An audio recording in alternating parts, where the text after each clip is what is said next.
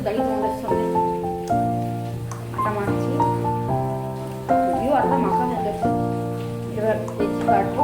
তো আমার গোপালকে ভোগ দেওয়া হয়ে গেছে। সকালে তো আমার ছেলে দিয়ে দিয়েছিল, এখন আবার দিল। আজকে ওকে একাদশী, তোকে দেওয়া হয়েছে দেখো গাঠিয়া আর সন্দেশ দিয়ে পুজো করেছে আমার ছেলে। দেখো রাখা আছে পুরো। জামাটা কি পরে আজকে হলুদ রঙের জামা পরেছে। বাবা বাবা, আমার গোপুসোনাকে কত সুন্দর দেখতে লাগে, দেখছো? দেখতেই পাচ্ছ ঘর দোর এমনি পরিষ্কার পরিচ্ছন্ন করে নিয়েছি আমি। হ্যাঁ, আর এদিকে কুকার বসিয়ে দিয়েছি। দেখো কুকার গরম হচ্ছে, ঠিক আছে? এদিন তরকারিটা বসাবো। আর দেখো সিম করে তোমাদের দেখাই। সকাল থেকে আজকে না সময় পাচ্ছি না একদম।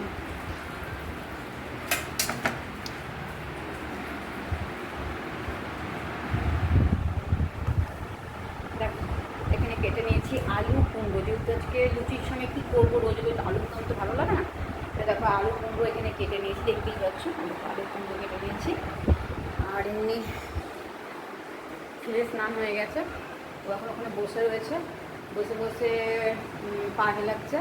এইমাত্র পুজো করে উঠেছে, ও বেচারা কিছু সকাল থেকে খায়নি, যেহেতু একাদশী বলে। আর এই ঘর দুয়ার পরিষ্কার পরিচ্ছন্ন করে নিয়েছি, দেখতেই পাচ্ছ। আমার আবার ঘর পরিষ্কার যদি না থাকে আর যদি কাপড় চোপড় যদি এধার ওধা করা থাকে, আমার সত্যি মানে মাথা এমনি গরম হয়ে যায় না। ঘর দুয়ার পরিষ্কার, যার যেরকমই ঘর হোক বন্ধুরা, প্রত্যেকেরই উচিত ঘর দুয়ার অন্তত পরিষ্কার পরিচ্ছন্ন রাখা। এটা একটা আমাদের কাজের মধ্যে পড়ে। ঘর ঘর দুয়ার সবসময় পরিষ্কার পরিচ্ছন্ন থাকে, সেখানে লক্ষ্মীও বাস করে, আমি জানি যতদিন। তো চেষ্টা করি যতটা পারি, যতটা আমার মধ্যে সাধ্যে কুলায় ততটাই আমি চেষ্টা করি করে রাখার, কিন্তু একা হাতে সবসময় পেরে উঠি না। তো চলো, অনেক বক করে নিলাম তোমার সাথে, ঠিক আছে? আমি এবার রান্নার দিকে যেটা বললাম, এই দেখো এক বালতি কাঁচা কেচে নিয়েছি, এগুলো সব সার্ফে কাঁচা, কিন্তু ছাদে যেতে পারছি না, ছাদে তো প্রচুর বৃষ্টি হচ্ছে। চলো আমি এইখানে ব্যালকনিতে দিয়ে দিই এগুলো, একটু ব্যালকনিতে দিতে হবে, কারণ উপায় নেই। আগে আপাতত জলটা ঝরে যাক, তারপরেই মেলবো, না কাচলেও উপায় নেই। কাচতে আছে, বিছনা চাদর ফাদর সবই আছে, দেখতে পাচ্ছ কত কাঁচা আছে, সব মেলতে হবে এখন। তো এক হাতে ধরো ভিডিও করবো, এক হাতে কাপড় মেলবো, সেটা তো হয় না। কালকে খুব কষ্ট ছাদে মেলেছিলাম কাপড়, কিন্তু আজকে হবে না গো, তারটা অনেক ছোটো তো, আর ব্যালকনিটাও অনেক ছোটো। তো এক হাতে ভিডিও করে এক হাতে কাপড় মেলাটা হবে না, তোমাকে অফ করেই করতে হবে, যেহেতু আমাকে একা হাতে ভিডিওটা করতে হয় বলে। তরকারি দেখো এখানে ফুটছে, তোমাদের তরকারিটা করা দেখালাম না, কারণ সেরকমভাবে কিছু প্রিপারেশন নিইনি, শুধু জাস্ট নিরামিষ তরকারি যেমন হয়, শুকনো লঙ্কাও আজকে ফোড়ন দিইনি, যেরকম মানে প্লেন তরকারি হয় আলু কুমড়ো, শুধু জিরা আর তেজপাতা দিয়ে করেছি। সন্দক লবণ দিয়েছি, যেহেতু আজকে আমরা এমনি নুনটা খাই না, সন্দক লবণ ব্যবহার করেছি এর মধ্যে। তো চলো, এক হাতে আটা মাখছি আর এক হাতে কাজ সার, সেটি আটা মাখছি দেখছি। মাখলে ছেলেটাকে খেতে দিয়ে দেবো, অনেকক্ষণ ধরে বসে আছে না খেয়ে, তারপর আমি পরে খাবো, কারণ ওকে আগে দিই, সকাল থেকে না খেয়ে রয়েছে। আমি তাড়াহুড়ো করছি, সকাল থেকে দেখো তাড়াহুড়ো করছি, তাও পেরে উঠছি না, একা হাতে, বুঝতেই তো পারছো। হ্যাঁ দেখো এইভাবে করছি, এইভাবে কি রান্না হয় দেখো।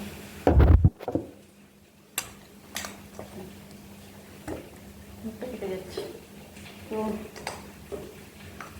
আমি খাবারটার সময় যখন খাবারটা দেবো তখন তোমাদের সামনে ফিরে আসবো। এভাবে আমি করছি, এক হাতে বাটি ধরেছি আর এক হাতে দূর থেকে দাঁড়িয়ে তোমাদের সামনে আটা মাখছি। যদিও আটা মাখা হয়ে গেছে, এবার বেশি কাটবো, হয়ে গেছে দেখো। তো আমি এবার যাচ্ছি তৈরি করে নিই, রুটিটা করে পরে ওকে খেতে দিয়ে তারপরে আমি স্নান করবো, আবার স্নান করে তারপরে গিয়ে আমি পুজো করে খাবো। তো দেখো রেডি হয়ে গেছে কুমড়ো আলুর ছক্কা, যেটাকে আমরা বলি ছক্কা, কুমড়ো আলুর ছক্কা। আর তার সাথে সাথে গরম গরম ফুলকো বড় বড় লুচি। হ্যাঁ দেখো, আমাকে একটা লুচির সাইজ দেখো, বাকিটা আমার ছেলেই বলবে খেয়ে। দাঁড়াও ওকে একটা থালা। তো খেতে বসে গেছি এখন। লুচিগুলো তো বড় বড় করে এমনি করলাম, এখানে তোকে সব দিয়ে দিলাম আমি। লাইটটা ডিস্টার্ব করতে শুরু করেছে। চলো আমি আবার যাই, বেলে করে নিই, অনেকটা বেলা হয়ে যাচ্ছে। দেখো ওকে দিয়ে দিয়েছি পুরো গুছিয়ে সাজিয়ে। হুম, শুধু একটা রসগোল্লার অভাব ছিল, ওটাও জানি না বিকেলে আসবে কিনা। দেখা যাক।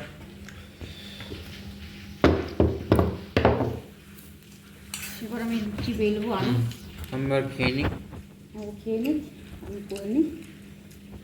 বাচ্চাগুলো তুমি দেখতে নই। তো কটা বাজে যাও না, এখন 4টে, ঠিক আছে?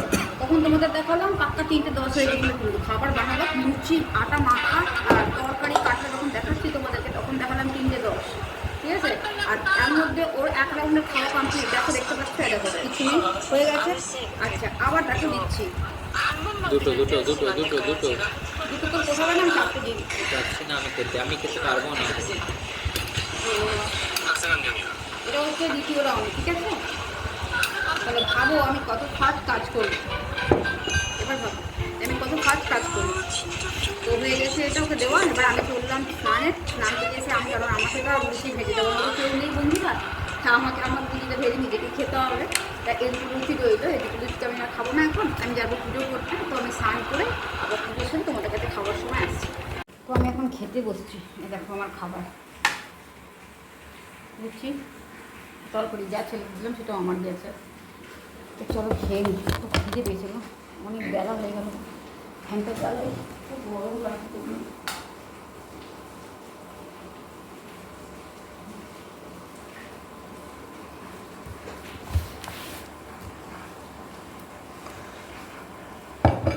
কটা বাজছে? 5:10। 5:10 আমি খেতে বসলাম। কী করবো বলো, একা হাতে আর পেটে উঠছি না।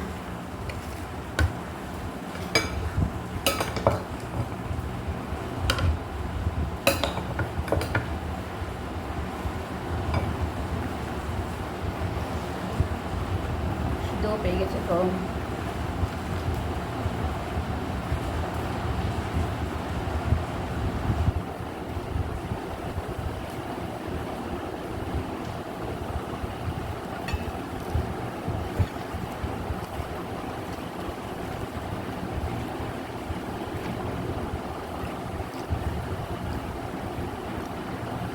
তারা একাদশী করো আমি জানি না ঠিক, কিন্তু আমি করি।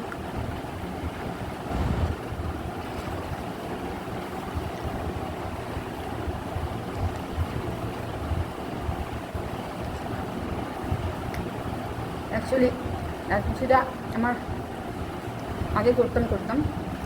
আমার হাজব্যান্ড যখন চলে যায় তখন 1 বছর একাদশী করেছি, মাঝখানে ছেড়ে দিয়েছিলাম। তারপর আমার ছেলে হঠাৎ করে দীক্ষা নিয়ে চলে এলো কোথা থেকে।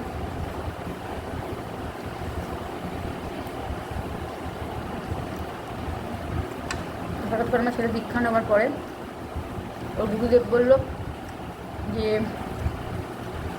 মিষ্টি চলবে না, ময়দা চলবে না, তারপর আর যা কিচ্ছু আছে, ছোলা চলবে না, এগুলো নাকি চলবে না। বাদাম, কাঁচকলা, পেঁপে আর ওই লাউ, আলু, এগুলো সেদ্ধ করে খেতে পারবে গন্ধক লবণ দিয়ে। তো আমার ছেলে প্রথম করছিল বন্ধুরা, কিন্তু ও পরে আর পারলো না। কেন, সত্যি কথা বলতে কি, এখন এই বয়সে লোভকে বর্জন করা সম্ভব হয় না। একটা সারাদিন পুরো না খেয়ে থাকা। আমি ওকে প্রথমে বারণ করেছিলাম যে তুই এই রিক্সা নিস না, ও পারবে না। ঘুম করে একদম গিয়ে নিয়ে নিল দীক্ষা। কিন্তু আত্মাকে কষ্ট দিতে কোনো দিন ভক্তি হয় না। আত্মাকে কখনো কষ্ট দিয়ে কেউ ভগবানকে পায়নি। আমি যেহেতু মা শারদাকে মানি, ঠিক আছে, মা নিজেই বলেছেন ভেতরে তোমার খিদে থাকবে আর তুমি বাইরেও করে উপোস, পুজো, একাদশী এগুলো করে কোনো লাভ নেই। পেটটাকে শান্তি রেখে তারপর করো, কাজে লাগবে, ঠাকুরের প্রতি মনও আসবে। তো সেই কারণে আমি তার কথা মাথায় রেখে আমি নিজেও খাই, আমি ছেলেকেও খেতে দিই। নাহলে ও পারে না, ও খিদে সহ্য করতে পারে না। সাবু আমরা লাগে শনিবার খাই। মাসে একটা করে শনিবারে সাবু খাই। আচ্ছা, একটা করে মঙ্গলবার আমি পালন করি, সেটা ওকে করতে দিই না, আমি করি। তো ওখানে হয়ে গেলে এদিকের একাদশী কিছু আছে। এবার কতদিন ধরে এরকমভাবে চলে। তারপর তো সোমবার, মঙ্গলবার, বুধবার বাদ দিয়ে বৃহস্পতিবার, শুক্রবার, আবার শনিবার পুরো এত নিরামিষ খেয়েই যাচ্ছি। এইভাবে তো আর পেরোটা সম্ভব না, শরীর ক্লান্ত হয়ে পড়ছে। আর চেহারাটা খুব ভেঙে গেছে। তো ওই জন্য আমি ঠিক করেছি, যদি ভগবান পাপ দেয় যেন আমাকে দেয়। কারণ আমি বলেছি তুই খেয়ে করবি, কারণ পেটে খিদে আছে আর মুখ শুকিয়ে এরকম বসে থাকা, কষ্ট পাওয়া, খিটখিটে মেজাজ, ঘরে অশান্তি, তার থেকে ভালো তুই খেয়ে পুজোটা কর, কোনো ক্ষতি নেই।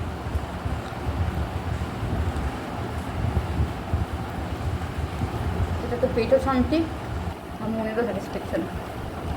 ভগবানকে কখনো না খেয়ে পাওয়া যায় না। যদি সেটাই হতো না, তাহলে আমাদের গুরু মানে রামকৃষ্ণদেব সবাইকে না খেয়ে থাকতে বলতো। আমি তাকে গুরু ভাবি, আমি তাকে আমি নিজের গুরু ভাবি। কোনো ভগবান বলে দেয়নি না খেয়ে উপোস করে পুজো করতে।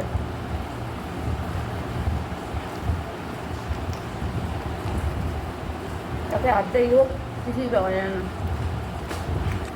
মনকে কষ্ট দিয়ে না খেয়ে না দে, গলা শুকিয়ে, কণ্ঠ শুকিয়ে, ওইগুলো হয় না। আমি এতক্ষণ খাইনি, আমার এত খিদে পেয়েছে। শনিবার মঙ্গলবার যেটা করি সেটা গায়ে লাগে না, ঠিক আছে। আগে অনেক উপোস টুপোস করেছি, সেগুলো কালী পুজো, ওগুলো গায়ে লাগে না, ঠিক আছে। কিন্তু যেটা করছি মানে কিছু কিছু জিনিস খুব খারাপ, কষ্ট হয়। বিশেষ করে গরম করাতে প্রচুর কষ্ট হয়।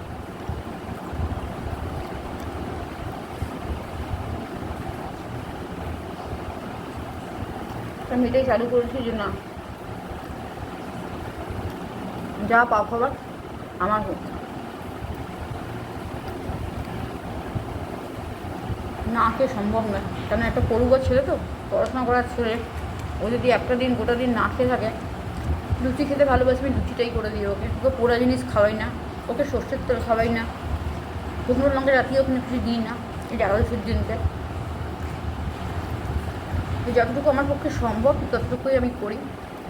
ও যেটা শরীরের মধ্যে নিতে পারবে, এখন পুরো লাইফ বাকি আছে। তো এখন থেকে যদি শরীরটা ভেঙে যায়, ভেঙে যায় এমনিতেই গেছে, যদি পুরো শরীরটা ভেঙে যায় আগামী দিন চলবে কী করে? তো এই জন্যে আমি 11 দিন ওকে নিজেই বলেছি লুচি খেতে। এটা কোনো ক্ষতি হয় না। ভগবান কখনো বলেনি যে তুমি উপোস করে বসে থাকবে বা তোমার এই উপোসে আমার সন্তুষ্ট হয়ে যাবে, কোনো ভগবান বলে না। তো যাই হোক, আমি অনেক কিছু বলে ফেললাম, জানি না কার কার রাগ হবে শুনলে পরে, এটা আমার মনের। আর এখানটা যদি পরিষ্কার থাকে, যদি মানুষের মনের এই জায়গাটা পরিষ্কার থাকে না, তাহলে বলে না মন চাঙ্গা কুটির মে গঙ্গা। যে মন এইখানে যদি আমার শুদ্ধ থাকে, আমি শুদ্ধতম কোনো কাজ করে থাকি, তাহলে আমার ভগবান কিছু করতে পারবে না, এটা আমি বিশ্বাস করি। যদি মন দিয়ে আমি ভগবানকে ভালোবাসি, মন দিয়ে যদি আমি সংসারকে ভালোবাসি, যদি মানুষজনকে মন দিয়ে ভালোবাসি, তো কোনো ভগবানই আমার ক্ষতি করবে না। কারণ আমি ভগবানকে ভালোবাসি, বিশ্বাস করি, ভয় পাই না। কারণ আমি ভাইবার মতো কোনো কাজ করিনি, তো ভয় কী করবো? আমি বিশ্বাস করি এবং মনে প্রাণ থেকে বিশ্বাস করি, তার প্রতি আমার পুরো আস্থা এবং ভরসা সম্পূর্ণই আছে। তা সে চাইলে আমার কোনো ক্ষতিই করবে না। বিশ্বাস, ভরসা, ভালোবাসা আর ভয়ের মধ্যে অনেক অন্তর। জানি না কারণ তোমাদের কী লাগবে এই কথাগুলো শুনতে, বাট আমি এটাই মনে করি। আমার জীবনে আমি এটাকেই মনে করে রাখি, এটাকেই আমার লক্ষ্য মনে করে নিয়েছি যে ভগবান ঈশ্বরকে ভালোবাসতে হয়, মানুষজনকে ভালোবাসতে হয়, ব্যাস এইটুকু। এটা নিয়ে আমি পথ চলা শুরু করেছি। যা আছে ওপরওয়ালা বুঝবে। তো চলো, অনেক কথা বললাম, এখানে অনেকক্ষণ ভিডিওটা হয়ে গেল। আমি খেয়ে নিই আর বিকেলে তোমার সঙ্গে কথা বলছি। বন্ধুরা, তোমার সামনে আবার চলে এসেছি বিকাল একটা নিয়ে। কিন্তু বিকালে বেরোবো কি, সকালে বিকেলে গেলাম, ভাবলাম শোবো। তো খেতে খেতে দেখলে 5:30 বেজে গেল, 5:10 তখন বসলাম খেতে। খেয়ে বাসন ধুতে ওই করতেই আমার 5:30 হলো। তার মধ্যে পানি মেরে দেখলাম জলের জন্য ছাদে গিয়ে খানিক্ষণ বসলাম। তো এখন চা করবো, তার আগে সন্ধে দিয়ে দিয়েছি। সন্ধে দিয়ে আমি ছাদে গেলাম জল ভরতে। জল টল ভরে এসে এবার আমি চা নিয়ে বসেছি। এরকম চা, রাতের রান্না আছে, তরকারি তো অল্প আছে, আর দেখি কি করা যায়। আলু ভাজা করে নেবো, এখন একাদশী বাইরের খাবার খেতেও পারবো না। আর তো লুচিটাও করতে হবে বা পরোটা কিছু একটা করে দেবো, আটা মাখাই রাখা আছে। তো চাটা খেয়ে নিই, চোখগুলো এত টানছে না, ভালো লাগছে না। আমার মনে হচ্ছে না আমাকে কি আসলে এমনিতেই ঘুম ওষুধ খাই, ঠিক আছে, কিন্তু মনে হচ্ছে আর যদি একটা ইঞ্জেকশন দিতে সারাদিন ঘুম পাড়িয়ে রাখবো, এই মজাটাই না, কিন্তু ঘুমাতে পারি না। আমার ঘুমের খুব অভাব, এই ডিস্টার্বেন্স হলে আমার কবে যাবে লাইফ থেকে কে জানে। চলো চাটা খেয়ে দিয়ে দেখি, পড়া করেই চাটা বানিয়ে দিয়ে আসবো।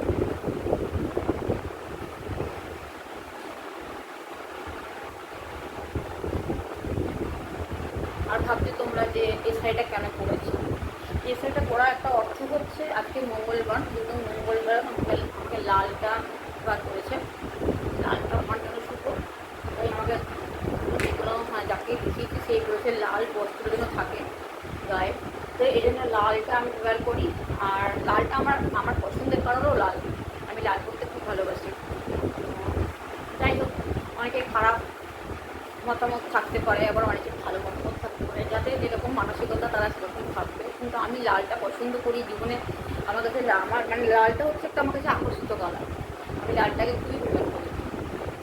তো সেটার কালারটা খুবই সুন্দর, ঠিক আছে। তো এটা আমার পুরোনো কাপড় পরে নিচ্ছে, আর যেহেতু মঙ্গলবার দিন একটু পাটটা ছিল, ওটা পরে লাল বস্ত্র করে করতে হয়, তো ওই জন্য শাড়িটা পরলাম। আর আসলে শাড়িটা খারাপ হয়ে গেছে, ওই জন্য পরে নিলাম। তো দেখি কতদিন চলে।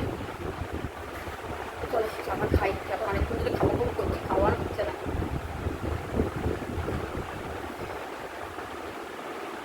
বন্ধুরা তোমরা দেখতেই পেলে এখন কটা বাজে জানো, 10:35। তো আমি এতক্ষণ ধরে শর্ট বানাচ্ছিলাম তোমাদেরই জন্য, ঠিক আছে। এখন আমি যাচ্ছি দেখি কি খাবার আছে, বানাতে হবে, ঠিক আছে। দেখো দুটো লুচি শুধু আছে, আমার আটাটাও মাখা আছে, আটা মাখা আছে, জানি না আর একটু মাখতে হবে কি না। আর সকালের তরকারি তো আছেই, আর আমার গোপাল সোনাকে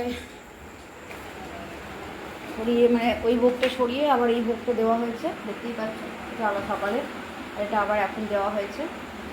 তো বন্ধুরা ভিডিওটা আমি এখনই শেষ করে দিচ্ছি, আরেকজন বসে বসে গান শুনছে, ওই যে দেখো দেখতেই পাচ্ছ, গাড়ির বসে বসে বসে গান শুনছে। তো এদিকে বাইরের বৃষ্টি, এদিকেও বেরোতে পারিনি ঘর থেকে। আর আমার মনটা একটু খুব একটা ভালো নেই, কিন্তু তবুও আমাকে কাজটা চালিয়ে যেতে হবে, মানে বাবার শরীরটা খুবই খারাপ, তারপর অনেক প্রবলেম হচ্ছে, মানে বাবার জ্বর এসছে, মাইক্রোওয়েভে ফোন করেছিল বাবার জ্বর এসছে। তারপরে মানে কী বলবো, চারিধার থেকে খুবই মানে কী বলবো, খুবই খারাপ অবস্থা, মানে না বলতে পারছি তোমাদের কিছু, না করতে পারছি, এরকম অবস্থার মধ্যে আমি যাচ্ছি। কিন্তু মানসিকতা একদম ভালো নেই, খুব ডিস্টার্বের মধ্যেই রয়েছি প্রচুর ধার থেকে।